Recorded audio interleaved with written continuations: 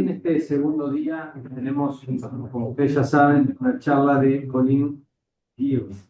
Colin es el director de la Escuela de Vancouver Film School de Canadá, una escuela muy vinculada, una escuela técnica muy vinculada a lo que es la industria y a la preparación de estudiantes para llevar allá al negocio, ¿sí? Para colocarlos en la industria.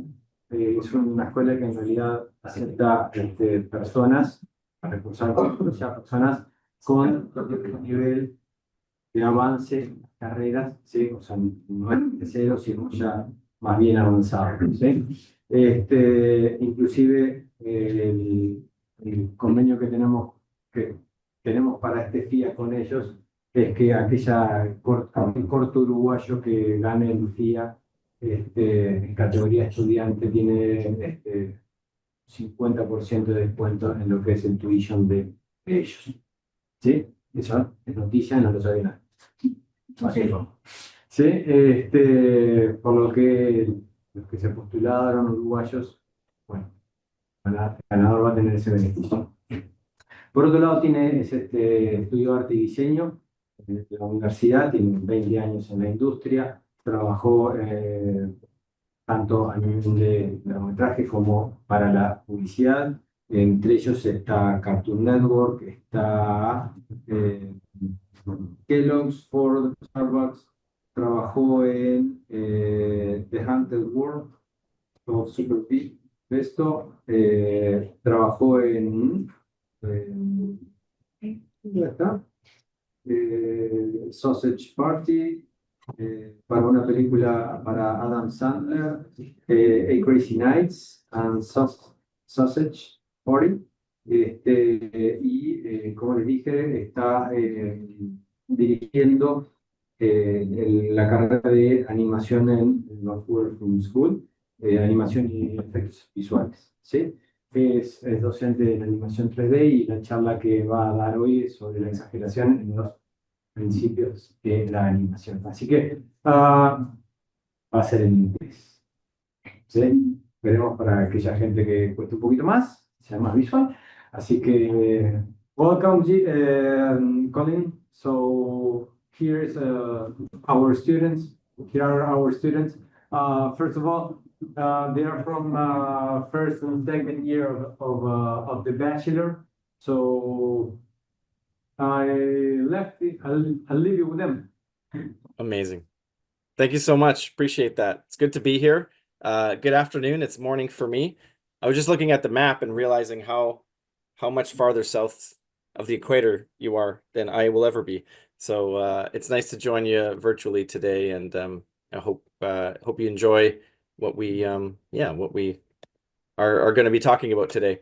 I just sent a request actually to share my screen, so hopefully that's accepted, and then we can get started here. I'm going to talk a little bit about my background here to start, and then we can get into our discussion today. There we go. Beautiful. Hopefully everyone can see that. Fantastic. We will have a chance to take some questions at the end. This will probably be about 45 minutes. And I'm happy to answer any questions on my career or Vancouver Film School or the topic that we're going to be talking about today, which is something that I have a lot of experience with in cartoon animation and in animation in general, and in storytelling and in image making, which is the topic of exaggeration and finding that in the principles of animation.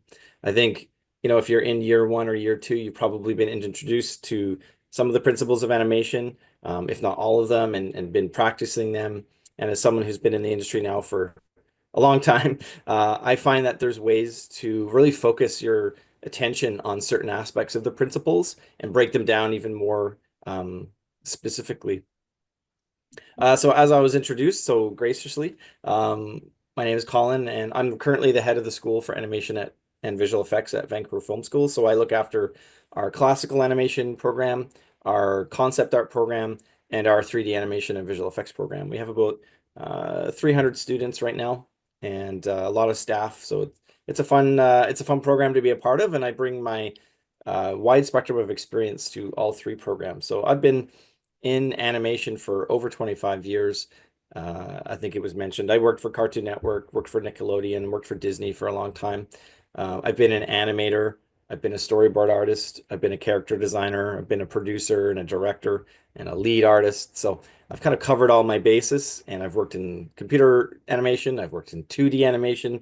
I've worked in 2D digital animation. I've worked in film, TV, games. I worked on the original God of War game. So I've just done a lot of everything. I really liked working on television commercials. Um, it's still an art form that I find is really it's quite exaggerated if we talk about exaggeration. They're very, very short little stories, and they feel they feel like you're accomplishing something very quickly. So I always and really enjoyed working on television commercials. And I get to take all this experience now and work with our staff, work with our students, work on final projects, and really bring that experience to hopefully help everybody tell the best stories they possibly can. And that's really my focus is on storytelling. And at times like this, when I get to talk a little bit more about technique, and workshop some ideas with you, that's always an exciting time. So I thank you for your attention today and for spending time with me. So I think before we start, I wanted to kind of focus this on story, which is when you're exaggerating your drawings, your animation, your films, your photographs, your music, whatever creative endeavor it might be, there is a form of exaggeration or editing that happens. Um, I'm sure you've probably taken pictures with your phone and you put a filter over it or you crop it and then you post it, and it's a slight exaggeration of the truth, right? And that's okay. You're trying to get the essence of what it is. But I think it's important to understand your character and the story and the mood that you're trying to connect with to find what needs to actually be exaggerated. I have found teaching animation, and certainly when I was new to animation, exaggeration was make everything big, make everything loud, make it super stretchy, super squashy, and everything had to be kind of very, very, very big. But that's not necessarily what exaggeration actually is. And it also reaches into other parts of being creative and building images, whether through animation or photography or visual effects or whatever it might be, more concept art. It's really important to understand going into your creative pursuit what actually needs to be exaggerated so that I can communicate the story clearly to the audience. And I wanted to also focus on this word, animation, which, the word animation kind of gets used as a general term. Um, I teach animation, but there's so many parts of animation, right? But I have found that the word animation is very beautiful. And in English, animation, it derives from Latin, and then of course Latin into Spanish, and you can kind of find its way through the history of language. But the word anima, and again in Spanish, it's much more beautiful than it would be in English, but it essentially means heart and soul. And that to me is what we're trying to find in all of the principles of animation, but specifically with exaggeration, we want to exaggerate the heart and the soul of the character and of the story and of the mood that we're trying to share. And so it always comes back to story for me.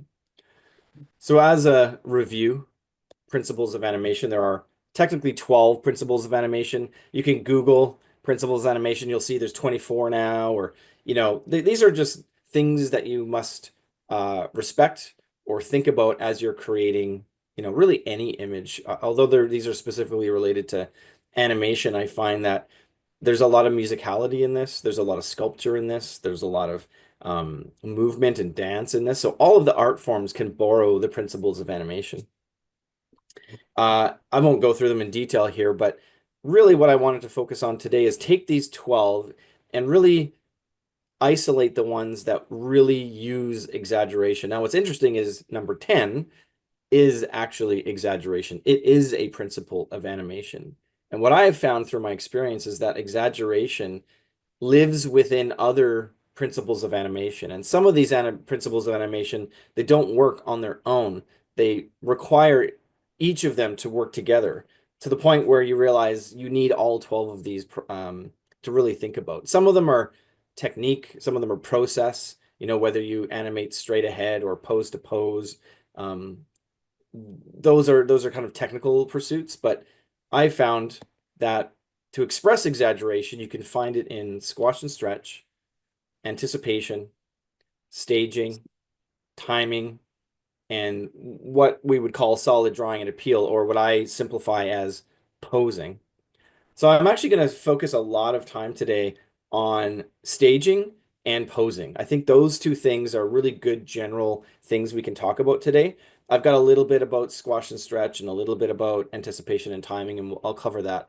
But I really wanted to focus your attention on staging and posing. Without good staging and posing, it's really difficult to communicate something clearly. So those to me are the fundamental principles of telling a visual story. And so it's a good way to find exaggeration in there to be able to enhance your storytelling skills. So this image here, you might recognize the artist just by simply the style.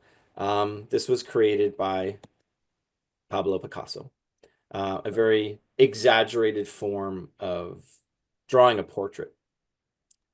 And I have this drawing here, which is a beautiful portrait. And the artist who drew this one is, well, it's also Pablo Picasso. It's very interesting to track his development as a fine artist. He was very structured. He really could produce amazing, classic, almost Renaissance style images, and got to the point in his career where he started to exaggerate the feelings, not the feelings necessarily of the character, but how he was relating to the models that he was seeing, the way his brain was working, the way his mind was working, the way he saw the world was becoming exaggerated. And so his work evolved into this very abstract, exaggerated version of portraiture and image making. And I find that it's such a fascinating example of presenting exaggeration as a form of emotion and finding the emotional meaning in your images through these principles, so that the principles of animation elevate themselves. So rather than just being a checklist of, oh, did I accomplish this today? It becomes, how do I feel? How does the character feel? And how does the audience feel about my animation, my film, my music, my dance, my writing, my comic book, whatever it might be. And I find Picasso is an amazing example of someone who really found the freedom of expression through exaggeration and the freedom to express his emotions through his art. It's very powerful. I also find that exaggeration becomes a teaching tool. I generally, when I'm giving notes to students on their work, I will focus my energy on how can we exaggerate specific parts of this? How can I exaggerate where the character is looking? How can I exaggerate the weight of that character, or the speed of that character, or the weakness of that character, or the silence of that character, or of that moment, or of that image? This is just a very, very simple example of that. An eyeball looking in a certain direction. You can build asymmetry through your exaggeration to create a sense of direction, and it becomes very clear and energetic, and it builds into something that's much, much more exciting. It also makes it feel more more volumetric, and that it's taking up space on the page. It's a very simple technique, but it's based in the fundamental idea of exaggeration. I do drawovers a lot for students, especially in production. Drawovers is a great way to communicate how to take something and improve it or clarify it more. And in this example here, this is a drawover I did for a student a while back, just exaggerating form, exaggerating how the flesh collects around bone and how you can really show weight and the mass of this kind of like thick, heavy alligator who's still cartoonish, but feels like connected to the ground and feels like there's a sense of volume to it. And what I'm doing here is I'm just simply taking what's already a very solid drawing and a very interesting and fun character, and I'm exaggerating the forms, and I'm exaggerating the weight and how everything moves around the mass of that body to create something that feels even more connected to the world around it and communicates even clearer to the audience. I just love this drawing. I just show this because I love it. This is Medusa, Madame Medusa from The Rescuers. And this is a drawing by Milt Kahl, one of Walt Disney's 9 Old Men. probably one of the greatest drafts people to ever animate, an incredible, incredible artist. And I just show this because the exaggeration of the comedic moment, um, the mystery behind this character. There's a villainous quality, of course. She is the antagonist in this story.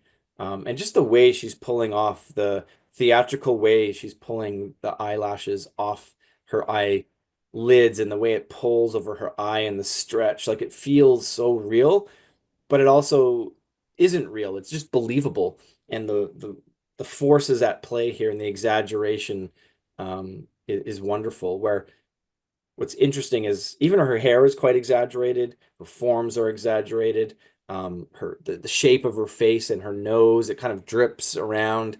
And then this eyelash sort of composition is just it's so powerful. And I just love an example of this as a fundamental isolated version of what exaggeration can be in animation. So we're going to start with some of the principles of animation. I'm not going to go through them step by step. I just have some ideas that I want to share with you. I do teach this workshop in person, and we have a slightly different way of doing it. So I'm going to hop around a little bit, and I'll just sort of point out when I'm talking about certain principles of animation. But I wanted to focus first of all on timing and spacing. Timing is one of the principles of animation. Time is something that we control as animators. We get to work at 1/24th of a second, and we get to adjust that timing. And the only way you can adjust the timing is by taking those frames and understanding the space between each of those drawings or each element of that drawing. And by really understanding the relationship between time and space, you can affect its power, and you can exaggerate the time and you can exaggerate the spacing by understanding the relationship and the formula that happens together. And you can get different kinds of movement. So time plus the change of space is actually what creates movement in animation. Even in CG animation, stop motion animation, hand-drawn animation, motion capture animation, filmed entertainment, it's all time and space. And we get to kind of play in the sandbox of that and produce different feelings. If you want something to be really tension-filled, you're not going to move something a lot. You're not going to move space, but you're going to drag out time. If you want something to happen very powerful, you're not going to use a lot of time, but you're going to move something in a vast amount of space. And so those are the two extremes of things where you can get an emotional impact just by understanding how time and space work together. So this is a little run that I animated. Very simple. This is part of a demo of how to make a character run from a standing position. It's very, very basic. But you understand that the character is running off screen, as we'd say, off screen right or left to the character. Just a bouncy, fun little walk or a run. And there's nothing necessarily specific about it other than the fact that the character is standing and then they're running. And by shifting our relationship of time and space, we can create the same movement in a very different emotional way. And so we can exaggerate how that character leaves the screen. Now, we've essentially just have this character gone, and we use some dust effects to kind of illustrate that the character was at some point there, and our brain fills in the rest. But essentially what I've done here is I've taken away time, and I've increased the space of which that character has moved in one drawing or one or two frames. And it's created a completely different emotional mood to how this character is leaving. They're leaving in a hurry, they're scared of something, or they're excited for something. We can create a very much more specific dialogue with the audience to understand where this character is actually at. So to me, that's the most obvious way of exaggerating the principles of animation through timing. Now, in this example here, there was poses, right? There's poses that express the character standing. There's poses that very clearly express that the character's running. I had in the second example a big exaggeration, anticipation that really shows that the character's about to leave. And so that illustrates that without good poses, you can't have good animation. It's so important to understand where you can address the principles of animation, including exaggeration, in your posing to really improve how your work is communicating to the audience. So good poses will instantly communicate an attitude and a personality. I'm sure you have family or people that you've known for a long time, really close friends, and you spend some time with them, and then maybe you don't see them for a while, and then you see them again, and just the way they're kind of carrying themselves in their body language, they might appear to be sad or tired or frustrated or incredibly happy or joyous. And right away you're interested in finding out why. You just recognize how those people generally carry themselves, and then at times it becomes exaggerated in different ways. And that becomes very instant. It's like a single story illustration. It's a story that happens instantly. There's questions that arise.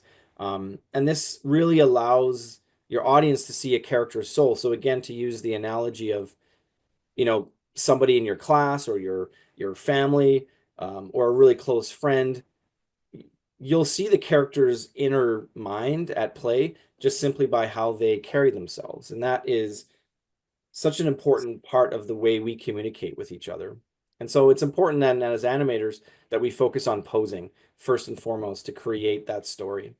And a pose will demonstrate appeal and emotion. Now, appeal doesn't necessarily have to be positive. It doesn't have to be uh, cute and fluffy. It doesn't have to be Mickey Mouse or Bluey. It could be, appeal can also really resonate with just clear communication, something that it feels reassuring.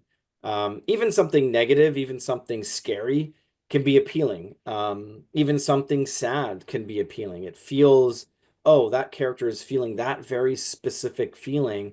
I've felt those feelings before, and you make that connection, right? So appeal actually becomes like empathy. So we want to find that in our poses. And we do that through a number of other principles or techniques, drawing techniques. Their line of action, silhouette, positive, negative space, and ultimately movement is what we're trying to look for here. So the first example here is a very obvious one. I'm sure you've talked about this or practiced it or been taught it already, and that is the line of action. And to me, the line of action is such a pure form of exaggeration that leads to clear communication. So in this example here, this is from Preston Blair. I just love this page. It's amazing to see the difference in two, or the same action drawn in two different ways. So the cat punching the other cat in the left side is okay. That's a character kind of punching, but there's no force, there's no energy. And if we exaggerate that force line or that line of action, all of the details of those characters are wrapping around that. You can see the exaggerated squash, the exaggerated stretch. You can see the appeal in that pose. And it's very, very, very instantly clear that this cat is impacting the other cat right in the jaw. There's no doubt about what's happening. And then for me, and what my dopamine hit is in animation is when I see two drawings or three drawings and you flip them or you scroll back and forth and you see the animation start to happen. When you have really good line of action and then another good line of action and then another one and they contrast, they really build forceful, impactful animation. So at the bottom here, you can see this character's hitting the ground with a wooden bat, and there's the wrong version of it, which again is showing the character holding the bat over his head and hitting the ground, but it's not very clear. It could be other versions of it. It feels very weak or timid, but we want that big, strong, impactful, cartoonish, exaggerated action. So this is a very pure form of the definition of exaggeration, right? Something big, something loud, but more importantly, it's very, very clear. It really strengthens the dramatic effect, and it really strengthens your ability to understand exactly what that character is doing. And that's really what we're trying to do, is communicate our ideas as efficiently and with clarity as much as we can. So our line of action then can create contrast. It creates that clarity, and it really enforces the force behind that pose.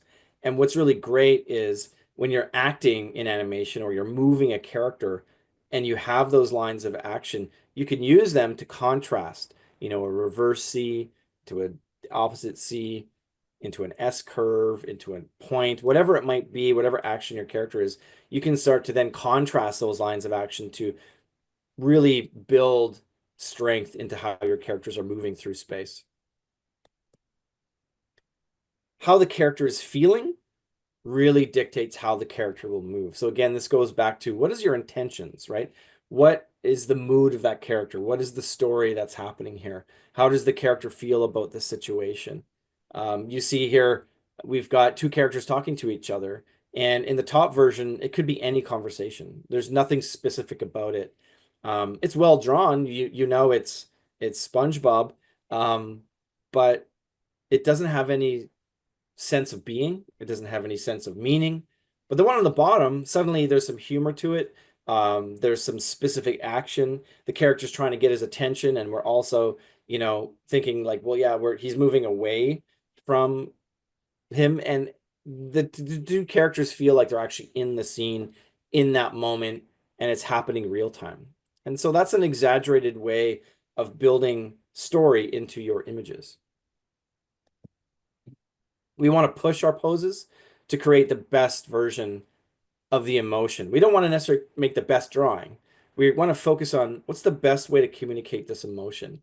And by, you know, having a character look in one direction is great, but if you can have them twist and look in that direction, or lean into something, or express the mood in a way that actually reflects truly how they're feeling, you'll actually allow the audience to feel that too. And so we exaggerate how these characters are actually living in that three-dimensional space. We need to make it clear. I love this version of a run where you can be running, but are you running to something or are you running from something? It's two very, very different poses.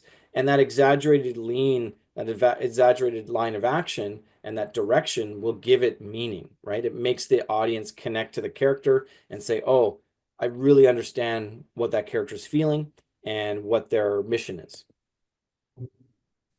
I like to break my line of action sometimes into a ladder. You can see here Tarzan on the left. I've just taken the key points of the body. I've taken the eyebrows, the clavicle, the hips, the knees, and the ankles, essentially, and the wrists. You can do that too, to kind of create this connection point.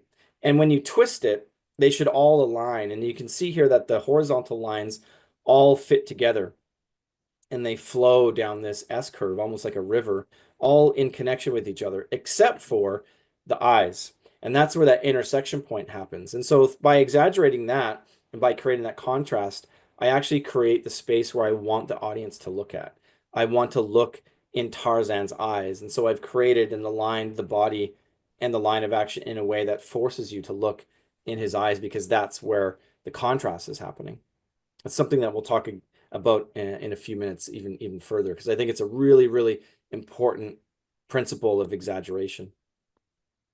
This was something I learned when I worked on Ren and Stimpy many years ago, and our goal was to always never repeat the same pose twice. We never wanted to have a library or a stock pose for the characters. And the other goal was to make, if you had the silhouette of the character, make the energy of the line, the way the positive space connects with the negative space, if that can communicate the pose and the emotion, or at least the intention of the character, then you probably have a good pose.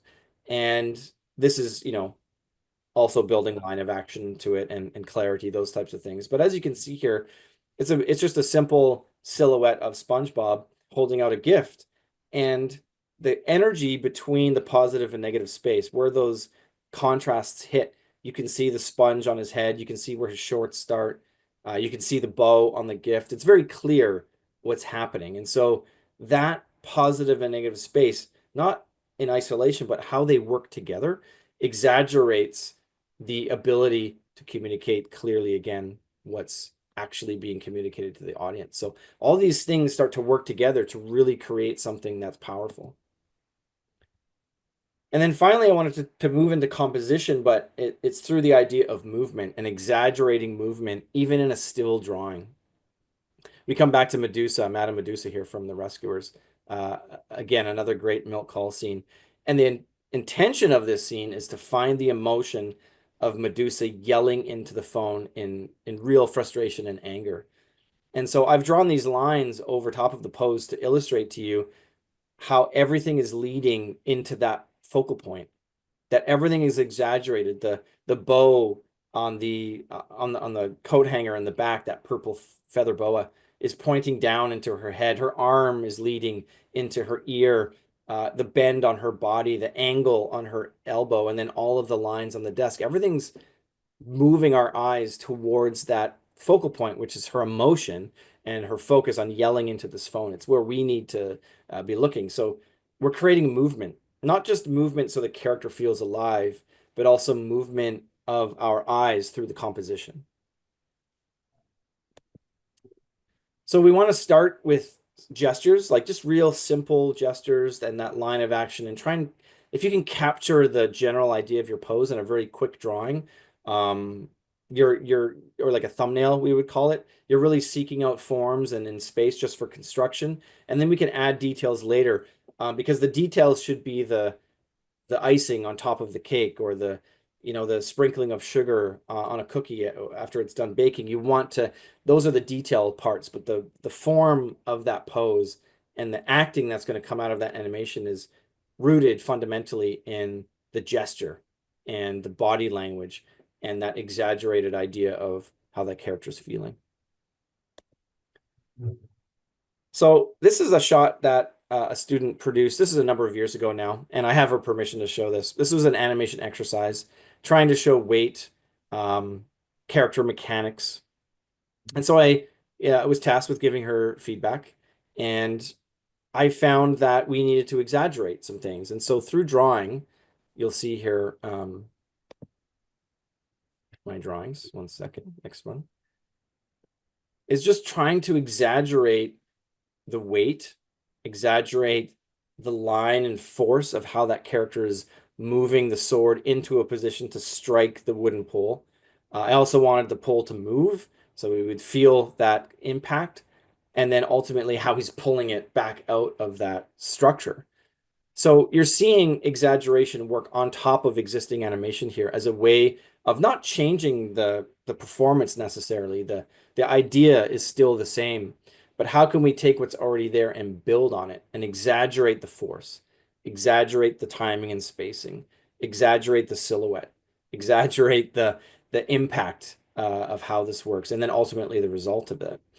It's a very common way of looking at your work, and I find that it's very helpful to also draw over your own work.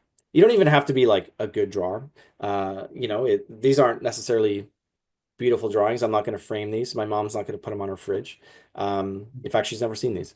These are just simply drawing notes to communicate to another artist of the direction that they could push their art in. And so there's enough information here to allow that artist to go, oh, okay, I see where I started and where I could actually get to by pushing certain aspects of my animation, the timing, the line of action, the force, and the energy.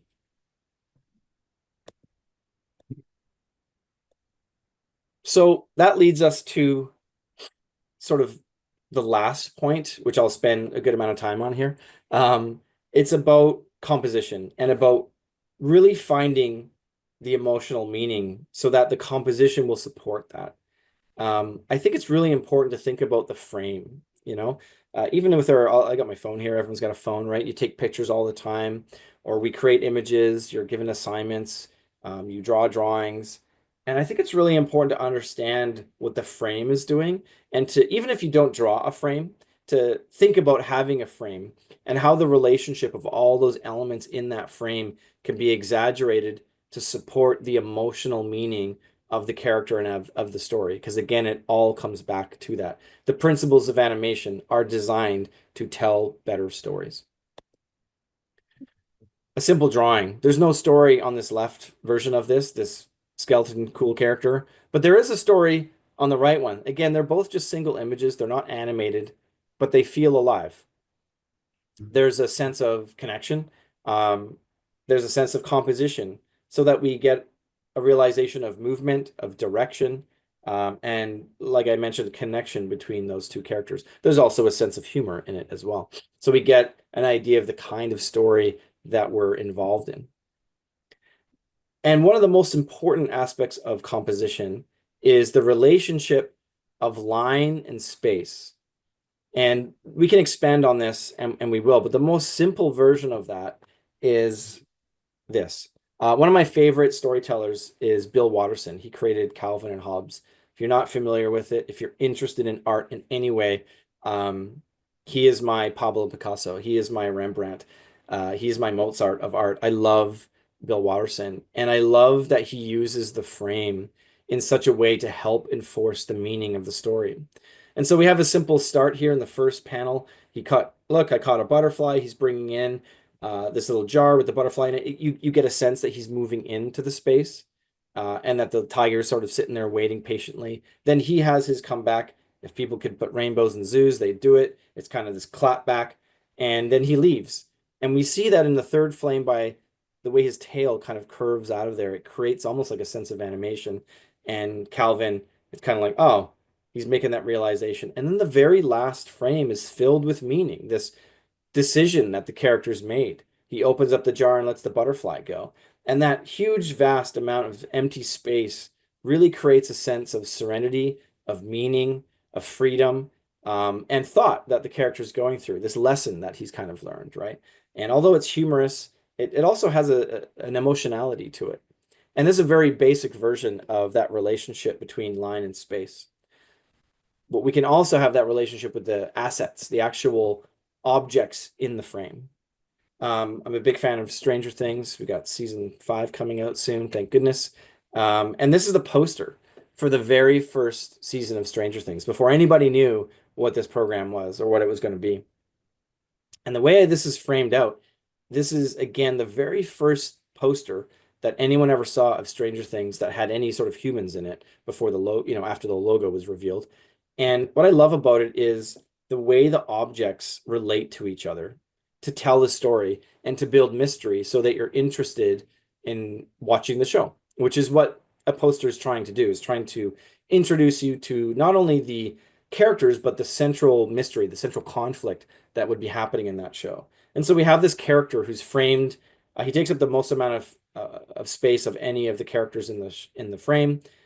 He's looking in a very specific direction. He's looking at the bike. And this red bike is sitting there on the ground. It's sort of topped over, and it takes up basically the bottom quarter, almost the bottom third of the whole frame. We, as the audience, know he's looking at that bike because the light from his bike is angled in such a way that it's highlighting the bike. Then we have this mysterious object behind him, this building with satellites, and it's framed by these trees. And again, remember positive and negative space and that energy that happens. There's a lot of detail. There's a lot of, leafless trees. And then there's this kind of high walled, mysterious building. And then, of course, we have our two other characters in the background that also have their lights pointed in that direction, but take up less screen. So basically, we're asking what the characters are asking, which is, where did this other character go? Clearly, there's 4 bikes total. We have 3 characters, 4 bikes. Where's the 4th kid? That is the central question that's happened here. Strange things are happening through the relationship of the elements in the frame and how they are arranged creates meaning. And that is where the story is found. So how does your frame support a story? Well, I found these 3 examples, 3 main examples. So in this example here, we're seeing very staged compositions. Everything's very horizontal. There's no foreground elements. There's no crazy camera angles. And there's not a lot of depth, actually, except for maybe the middle one on the left. These are comedic moments. These are comedic films, actually. We've got Dumb and Dumber, and we've got Bugs Bunny cartoons. We've got Three Amigos and Nacho Libre and Little Sunshine. These are films. These are stories that have a lot of humorous content in them. You would consider them comedic films. And so we stage the comedy in a very specific way. And then if I go to the next example, now we're seeing a grand sense of scale. We're seeing cities being consumed by waves. We're seeing Iron Man as this little dot being chased by a alien monster. We're seeing, Tom Cruise hang off another building. We're just seeing a greater sense of movement, a great sense of scale. And as such, we're seeing action scenes. We're seeing excitement, tension, energy. That's very different than these, which are more calm. And so if we want something funny to read, we don't want to distract the audience. We just want the action to be funny or the dialogue to be funny. So we stage it in a way that we allow the comedy to happen. In action, we want the audience to feel like they're there with the characters in that emotional moment, in that action moment. It could be scary, could be exciting, could be joyous and sort of victorious. It could also be incredibly scary and apocalyptic in some ways, but it's very, very exaggerated in that. And of course, we're shifting the angles, we're creating a sense of scale, we're shooting up, we're shooting down, we're really taking advantage of the three-dimensional space. And then finally, the third example is drama. So we have comedy, action, and drama. And to me, those are the three very, very fundamental basic ways of communicating story through mood. A comedic mood, an action mood, and a dramatic mood. The moment where Darth Vader tells Luke Skywalker he's his father. It was such an incredibly dramatic moment.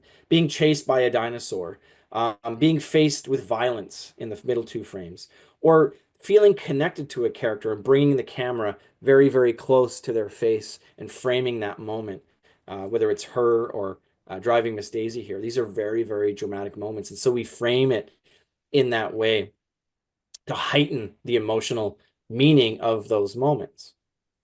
And what's really funny is, as I studied this more, I realized, oh, wait, in a single story, in a single movie, take Jurassic Park or take a Star Wars, or take a comedic movie, there are also action moments. There are also comedic moments and there are dramatic moments. Every story should have a mix of that. There's levity and there's drama and there's seriousness and there's action and there's movement. And films will cut back and forth with those framing devices. And so I have this example here for you. Hopefully it plays well. I'll just play the first part of it because it tends to lag after a while. But this is from Tangled, Disney's Tangled from a number of years ago. And I went through and in each cut, each edit, I've put a word down on the bottom that represents the kind of framing that we see. You'll see action, comedy, and ultimately drama in quick succession.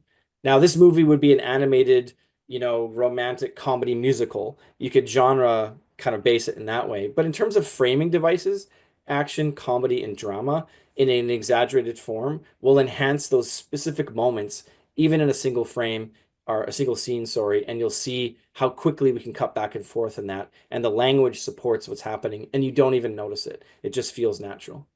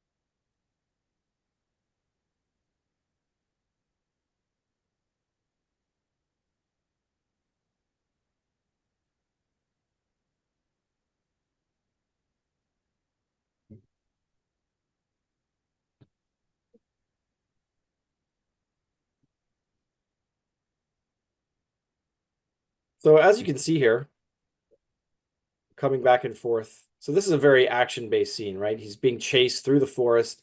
It's very, very exciting. Um, you turn around and suddenly he's gonna reach for the bag, right? And now this is kind of a gag moment. And the character reaches for it and they spin around. And look at how it's staged. It's very flat.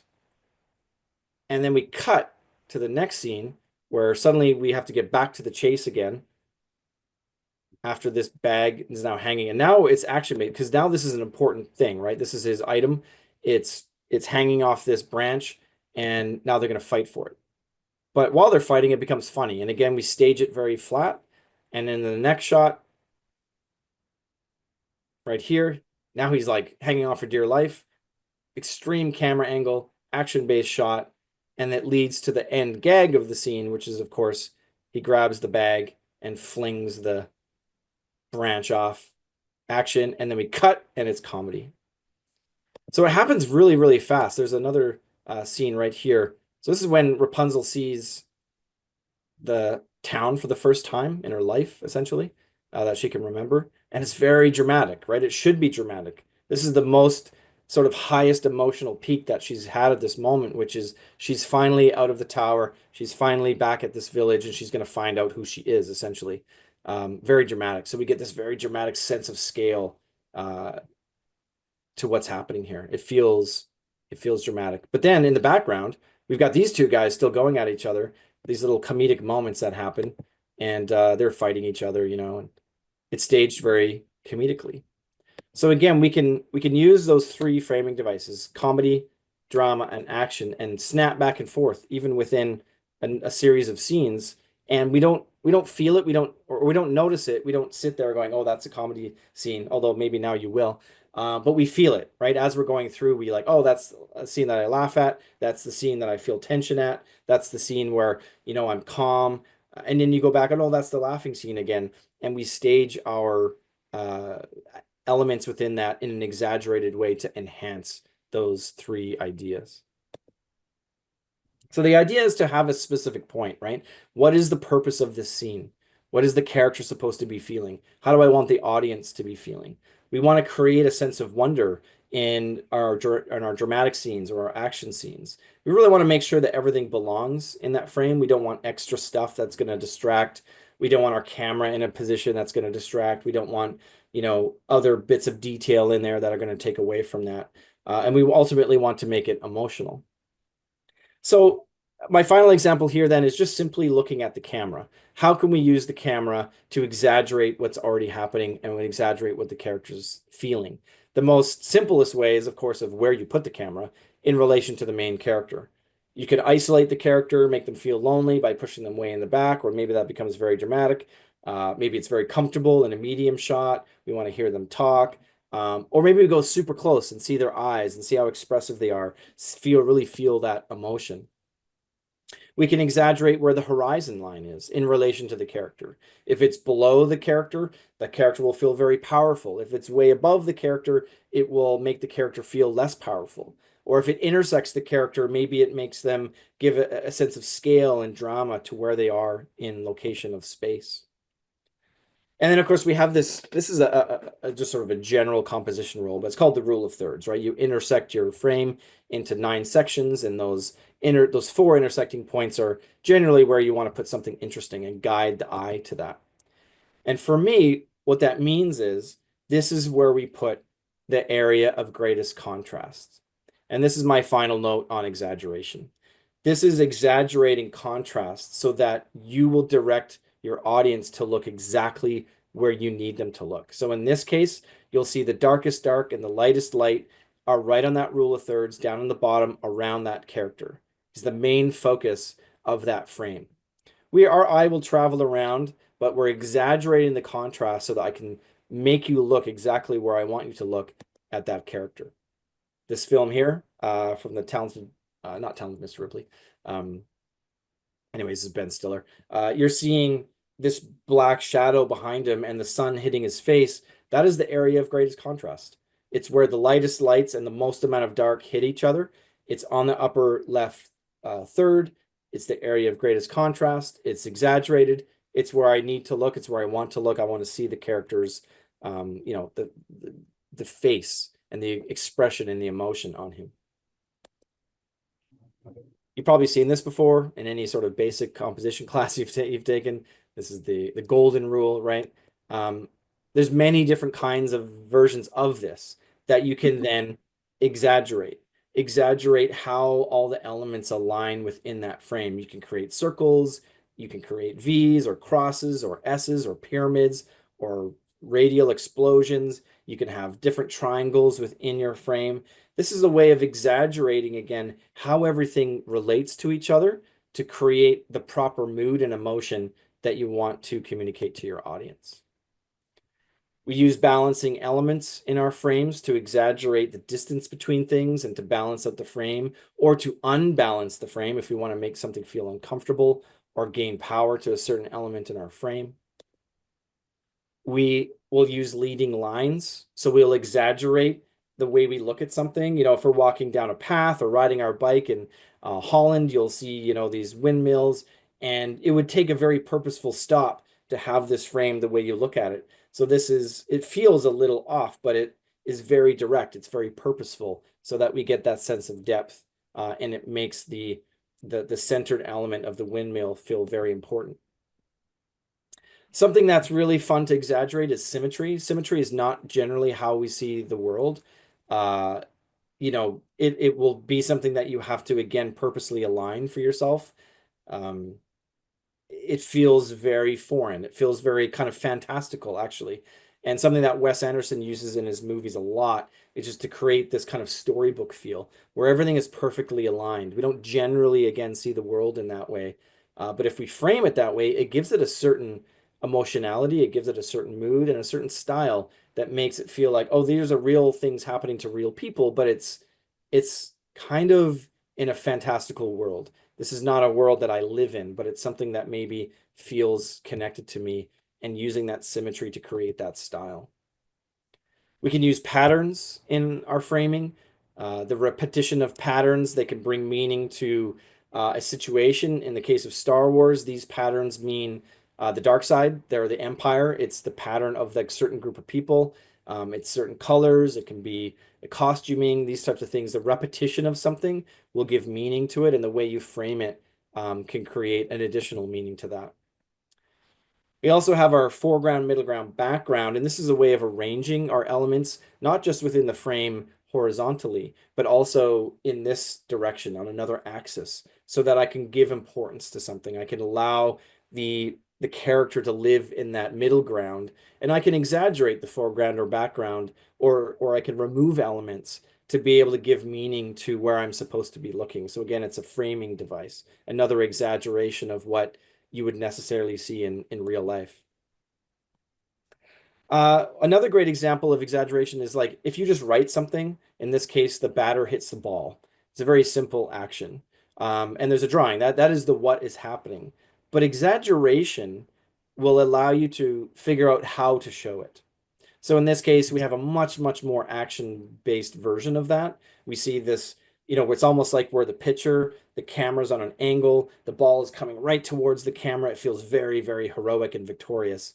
And it is still just a batter hits a ball, but there is now meaning to it through how we actually decided to frame that device and frame that story. Finding contrast, leaning. Again, these are exaggerated versions of a singular action. So a character standing through a door, if they lean in, that gives it new meaning. If they lean away, that gives other meaning. The way you frame a person in a door far away creates a sense of mystery. The way you frame them close up, in this case, in the bottom, this character driving a car, it gives, again, more emotional meaning to it. So it's based on the exaggeration of what's there. The other thing, too, is exaggeration can be the lack of something.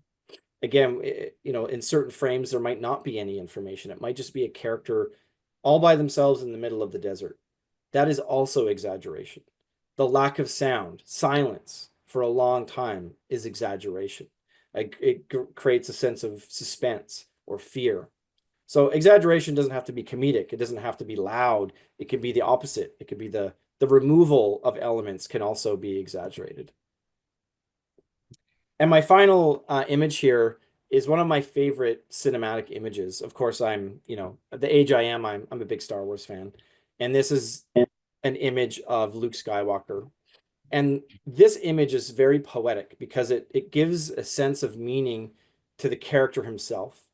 Luke Skywalker at this point in his story really wants to leave his family farm. He feels like there's more to life than what's just happening. He has this draw, this pull to leave his planet. He knows that it's possible. He wants to, join the rebellion. He finds out new information about his family and his lineage, and that there might be more possibility out there. But he's torn. It's a scary thing to think about. he's only known this home on his planet. And so this framing composition here, if you look at where the horizon line is, it splits him right in half. And he's also centered right in the middle of the frame, right in the dead center.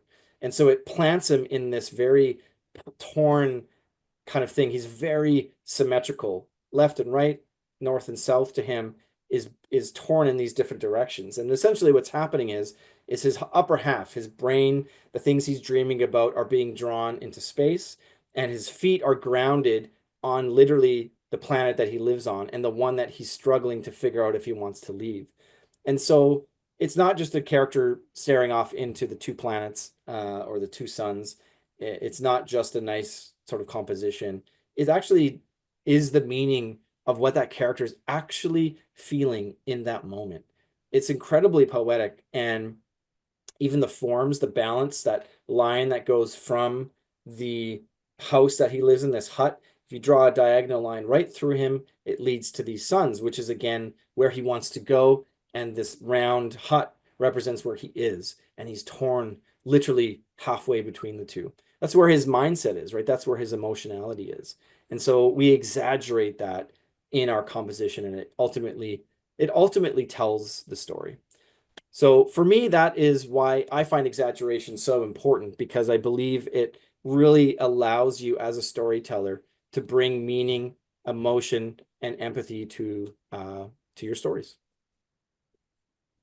And that's it. But I certainly have time for any questions. I don't know if anyone has any questions. Maybe we can put them in the chat, or you can put your hands up and yell them out. But I'm happy to take any questions that you might have at this time.